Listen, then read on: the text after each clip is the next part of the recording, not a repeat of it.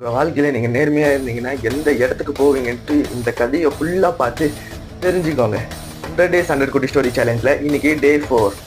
அந்த நாட்டோட அரசர் ரொம்ப வயசானதுனால புது அரசரை தேர்ந்தெடுக்க நிலைமையில வந்துட்டாரு. இந்த முறை தான் குடும்பத்துல இருந்து இல்லாம மக்கள் இருந்து ஒருத்தரை தேர்ந்தெடுக்கலான்ட்டு முடிவு பண்றாரு. இதுல விருப்பம் இருக்கிறவங்கள அரண்மனைக்கு வர சொன்னாரு. இதுல நிறைய மக்கள் அரண்மனைக்கு வந்திருந்தாங்க. வந்த எல்லார்கிட்டையும் ஒரு விதையை கொடுத்து இதை உங்க வீட்டுக்கு கொண்டு போய் ஒரு வருஷம் பத்திரமா வளர்த்து எடுத்துட்டு வாங்க. நீங்க ஒரு வருஷம் கழிச்சு செடியை வச்சுதான் இதுல யார் அரசன்ட்டு என்னால சொல்ல முடியும்னு சொன்னார். அந்த கூட்டத்தில் இருந்த ஒரு சின்ன பையன் அரசர்கிட்ட இந்த விதையை வாங்கி பத்திரமா பாத்துக்கிட்டான். ஒரு மாசம் ஆச்சு, 2 மாசம் ஆச்சு, அதுல இருந்து எந்த செடியும் வளரல. தன் கூட இருந்த நண்பர்கள் எல்லாம் என்னோட செடி எல்லாம் எவ்வளவு பெருசா வந்திருக்குன்னு பேசிக்கும் போது குமார் ரொம்ப வருத்தப்பட்டான். ஒரு வருஷம் கழிச்சு அரசர் திரும்ப அந்த செடியை கொண்டு வர சொன்னாரு. மக்கள் விதவிதமான செடிகள் எல்லாம் கொண்டு போனாங்க. ஆனா குமார் வெறும் பூத்தொட்டி மட்டும் தான் கொண்டு போனான். ஏன்னா அந்த விதை வளரவே இல்லை. இதை பார்த்து அரசரும் குமார் தான் இந்த நாட்டோட அடுத்த அரசர்னு சொல்லிட்டாரு. மக்கள் யாருக்குமே ஒண்ணுமே புரியல. அப்போ அரசர் சொல்றாரு, வருஷத்துக்கு முன்னாடி நான் கொடுத்த வேக வச்ச விதை வளரல, தெரிஞ்சது பிறகு புது விதையா போட்டு செடியா வளர்த்து கொண்டு வந்தீங்க. ஆனா குமார் மட்டும் நேர்மையா இருந்தான். நேர்மையான அரசனை கண்டுபிடிக்கதான் இந்த போட்டியை நான் நடத்தணும்னு சொன்னார். இந்த ஸ்டோரியை உங்க ஃப்ரெண்ட்ஸுக்கும் ஷேர் பண்ணுங்க, அவங்களும் தெரிஞ்சுப்பாங்க. லைக் பண்ணுங்க, கமெண்ட் பண்ணுங்க, ஷேர் பண்ணுங்க. மறக்காம நம்ம சேனலை சப்ஸ்கிரைப் பண்ணிருங்க.